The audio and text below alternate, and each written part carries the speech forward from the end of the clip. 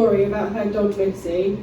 And Missy is here, people. Missy is in the building. And she's going to come up on stage, but I need to hold her. So, first question, Nick from across the room, what colour condom would you like? What's left? The grey one. Well, I'll have that one then. Okay. We're running out of condoms. There is another. We have more. It's okay. We haven't completely run out. It's fine. We have all the condoms we need. Alright, I'm going to remove my condom. Right then. Come on, babe. Come. Missy Boo. Your condoms on the table. Thank you. You're welcome. Is that tall enough? I don't know. Come on. Yeah. Okay. Oh, actually, up a bit. Are you okay with three? If you want to sit at the corner of the stage. Okay. Thank you. Come on. Right, I'm massively impressed by all these people who keep remembering how to read their poems without notes. But I can't, I'm afraid. So, this is going to be a story. We did do, as RKP was saying, a story last time. And then I thought, well, I can't do the same one again because some of you might come back. So I thought I'd do another one. As you can tell from the carnage and chaos that she's managed to cause already, having only been here for like about 10 minutes, it's a rich vein of stories. So here we go again. This is another one of the Missy Boo mysteries. This may or may not become a book or a website or just a bad dream. This is the Missy Boo mysteries. Missy Boo and the pontoon that wasn't there. But they've got themes that are coming along as well. So anyway, here we go. It was a funny old day, the day that Missy Boo discovered the pontoon that wasn't there. It had started fairly normally, with two legs, dawdling as usual over endless cups of coffee, whilst Missy Boo, who was a very good, and to her mind, incredibly patient Missy Boo, had curled up in front of the heater, waiting for it to be time to get very excited. Finally, Two Legs drained the last of her coffee and went to do her business in the smallest room on the boat. Missy Boo was very excited by this, not so much by Two Legs doing her business. Missy Boo couldn't really understand that bit. She couldn't quite get why Two Legs just didn't live in the forest like all of the other creatures. But it was very exciting time that came just before the really very exciting time that was Two Legs going for a walk with Missy Boo. Missy Boo was very excited, so she went to watch Two Legs in order to make sure that the things were proceeding according to the very exciting plan. After a while, and after a couple of chin scratches from Two Legs, Missy Boo realised that she wasn't sharing the very exciting happenings in the smallest room on the boat with any of her friends. So she ran off through the boat, hunting for just the right friend to bring along to share this morning's very exciting happenings. The first friend that Missy Boo came across was Skanky Ball 5. Ooh. He was lying unremarked against one of the frames opposite the smallest room on the boat. Missy Boo loved Skanky Ball 5, but they had enjoyed the very exciting happenings in the smallest room on the boat just the previous day, so they weren't quite the right friend for today's very exciting happenings in the very smallest room on the boat. Missy Boo gave Skanky Ball 5 a loving sniff to let them know that they had done nothing wrong, and moved off in search of just the right friend to share in the very exciting happenings in the smallest room on the boat today. Next, she met slightly suspicious purple dildo-y looky likey throwy stick thing. Ooh. Missy moved hurriedly on. She'd always been slightly suspicious of slightly suspicious purple dildo-y looky likey throwy stick thing. There was just something not quite right about them.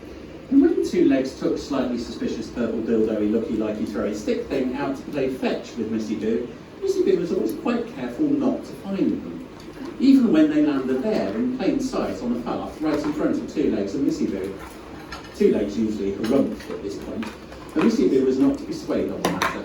As far as she was concerned, slightly suspicious purple dildo-y looky likey throwy stick thing was slightly suspicious.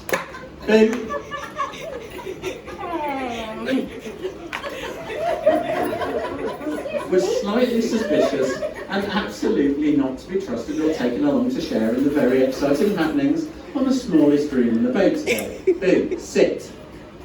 Up. Thank you. Eventually, Missy Boo decided that just the right friend to share in the very exciting happenings in the smallest room on the boat today was going to be Knotted Ball of Half-Shredded Socks. Knotted Ball of Half-Shredded Socks was one of Missy Boo's very favourite friends, because Missy Boo had helped Two Legs to make Knotted Ball of Half-Shredded Socks by doing the important bit of shredding lots of Two Legs of socks. Missy Boo had done this very carefully, because she was a very kind and helpful Missy Boo, and so Missy Boo had made sure only ever to select one sock from a pair in order to leave at least one of the two socks for Two Legs to be boring with. For some reason, Two Legs didn't seem to understand or appreciate the importance of this, but Missy Boo didn't mind. She knew that she was a good girl, and she also knew that Knotted Ball of Half-Shredded Socks was the perfect friend with which to share in the very exciting happenings in the smallest room on the boat today.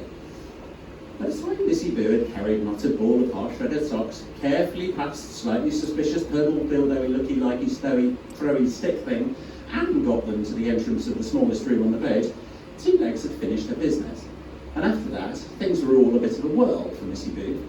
In fact, the exciting things stepped up a gear from being very exciting to being really very exciting, and from there to being really very exciting indeed. By this time, Missy Boo was so bursting with really very exciting indeed that she found herself running backwards and forwards along the boat and even engaged in some four-paw jumping, which always made Two Legs laugh and look slightly alarmed at the same time, as Missy Boo's really very excited indeed face kept appearing at eye level. After all of this excitement came the excitement of actually going for a walk with Two Legs, complete with the hugely exciting leap off the starboard side of the boat onto the pontoon, the ridiculously exciting dinghy ride to the shore, lots of incredibly exciting sniffs, awesomely exciting female exchanges, and a really very, very, very exciting indeed squirrel chase. But this was not what made it a funny old day. So maybe best to leave that excitement untold and get back to the boat with Missy Boo and Two Legs when they returned. Now, normally at this point, Two Legs would feed Missy Boo her remaining morning food, give Missy Boo her after-food chickeny sticky chew, and then retire to her bench to tap at the box of lights and clickety noises for the day. She would normally continue this until Missy Boo used her wet nose in the armpit technique to remind Two Legs that it was nearly time for a very exciting evening walk. But what made today a funny old day was that this time Two Legs then back on deck after feeding Missy Boo her after-food chickeny sticky chew. Ooh, thought Missy Boo, that's new. How exciting! Even more exciting was that Two Legs left the hatch doors open. So quick as a flash, Missy Boo was up on deck and ready to see what new excitement was afoot. First up, Two Legs untied all of the ropes that held the boom tent up, and then her and Missy Boo had a very exciting tug of war with the tent. For Missy Boo, being a very helpful Missy Boo, had decided to help. Then Missy Boo spotted some thievy, piratey, murdering scumbags going past the boat in a little rubber dinghy, and immediately broke off the tug of war to go and tell them, quite forcibly, to bugger right off. Two Legs was quite obviously pleased with Missy Boo for doing this, as she shouted too. Missy Boo didn't quite understand what, "Will you shut the fuck up," meant, but she was sure it must be something about her being a good girl for scaring off the thievy, piratey, murdering scumbags, and so she returned to Two Legs to accept her treat for doing such a good thing. But oh no! Without Missy Boo helping by playing tug of war with the boom tent, Two Legs had inadvertently pulled it clean off. What a disaster, thought Missy Boo, and immediately ran up to try and pull it back again. For some reason, Two Legs didn't seem at all pleased by this, and kept saying, "Leave it!" and "Missy Boo, no!" She was saying this in the same voice that she usually used when discovering Missy Boo working on turning another imperfect pair of socks into one boring sock and one perfectly half-shredded sock for Two Legs to add into Knotted Ball of half-shredded socks. Incidentally, Missy Boo thought that it was incredibly unfair, as she thought that Knotted Ball of half-shredded socks deserved treats too, and Missy Boo thought that a new half-shredded sock was the very best treat that Knotted Ball of half-shredded socks could ever want. But that was just another of life's puzzles of which Two Legs caused Missy Boo quite a few. Anyway, back on deck, Two Legs seemed to be getting increasingly flustered and kept trying to fold the boom tent away, as if she was fed up at the sight of it and wanted to hide it away from sight. Missy Boo thought that this was very sad, and so was doing her very best to pull it out again so that she and Two Legs could get back to the very exciting fun of playing tug of war, which Missy Boo felt was sure would cheer Two Legs right up. After a couple of minutes of this, Two Legs suddenly shouted, "For fuck's sake!" which Missy Boo was a bit put out by, because that's what Two Legs often said when Missy Boo had maybe got hold of the wrong end of the stick, or accidentally whacked Two Legs on the shins with the right end of the stick, or for some other stick-related trauma anyway. And Missy Boo was suddenly concerned that maybe she wasn't being a good girl after all. This was confirmed a moment later when Two Legs scooped Missy Boo up and took her back down below, where she told Missy Boo to get in her bed. "Oh no," thought Missy Boo, looking worriedly at Two Legs. "How do you manage on deck on your own? Who's going to tell the thieving, piratey, murdering scumbags to bugger right off if I'm not there?" Luckily, however, Two Legs had previously thrown knotted ball of half-shredded socks into Missy Boo's bunk after tripping over them on the way out of the smallest room on the boat. So at least Missy Boo could have a comforting chew, and pretty soon she found her eyes closing as she fell asleep, dreaming of all the very exciting things that had already happened today. The sleep was some time later interrupted, rudely she thought, by Two Legs stomping back down below to put on the hated engine. Missy Boo hated the hated engine because it was noisy, and she had very sensitive ears, and it was smelly, and she had a very sensitive nose, and most of all because it usually meant that Two Legs was going to take the boat sailing. Missy Boo was a bit unsure about sailing. Sometimes it was nice because there were lots of people who would give Missy Boo strokes and hugs. Some other times it was nice because there were funny things in the water called dolphins that looked up at Missy Boo and made her wish that she liked swimming so that she could chase them like squirrels. Actually though, Missy Boo hated swimming because of the incident with the swan. But that's a mystery for another time. Mainly, sailing was horrid because the floor kept moving and trying to become the wall. And Missy Boo never knew where to sit and kept sliding off things. And because when she tried to help by chewing up all of the ropes that were always lying dangerously all over the deck, she was always told to leave it or drop it, and made to think that maybe she wasn't being a good girl. Anyway, luckily, this time the engine was only on for a short time, and the floor remained the floor, and although there were no dolphins to chase, at least Missy Boo could stay in her bunk and snooze and dream about the really very, very, very exciting squirrels that she chased earlier. Much later on, Missy Boo woke again to see that Two Legs was back in her place, tapping at the box of lights and clickety noises. Missy Boo sighed a contented sigh, because this meant that all was well once more. And so, after a few clean-up snoozes to make sure she dreamed of all of the really very, very, very exciting squirrel chasing dreams that were to be had, Missy Boo decided it was time to deploy her wet snows in the armpit technique in order to let Two Legs know that it was time to nip out for some quick evening excitement before they settled down to watch the flickering box set box in the corner of the saloon. Missy Boo was quite excited by this, but evening excitement was never quite had the edge of morning excitement, so without much ado she was soon handily harnessed and poised, ready to explode onto the deck and launch herself onto the pontoon. Two Legs seemed quite tired by her exertions of the day, and somewhat absent-minded as she opened the hatch doors to let Missy Boo out.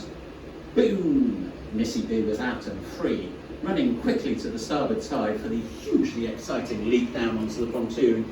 "Missy Boo, no!" cried Two Legs from the hatch. "What on earth?" thought Missy Boo, looking back at Two Legs' horrified face, even as Missy Boo's legs sprang her overboard onto the waiting pontoon and thence to the dinghy. "What?" thought Missy Boo. A splash! She was totally immersed in the pontoon that wasn't there. Struggling back to the surface of the cold water that was, where the pontoon wasn't, Missy Boo found herself floating along the side of the boat. But what? Where was the... why? Huh? She thought, as she engaged her four propellers and headed towards Two Legs' frantic shouting. And there, On the other side of the boat, underneath where Two Legs was kneeling, calling Missy Boo's name, there was the pontoon that wasn't there. Only now it was there. Only not the there that was where it should have been. How very peculiar, thought Missy Boo, as she reached Two Legs and was unceremoniously yanked out of the water by her handy harness. What incredible thing, she thought, as she shook off all of the water out of her fur and onto the thankful-looking Two Legs. How exciting, she thought, as she ran off to the dinghy for her evening walk. The end.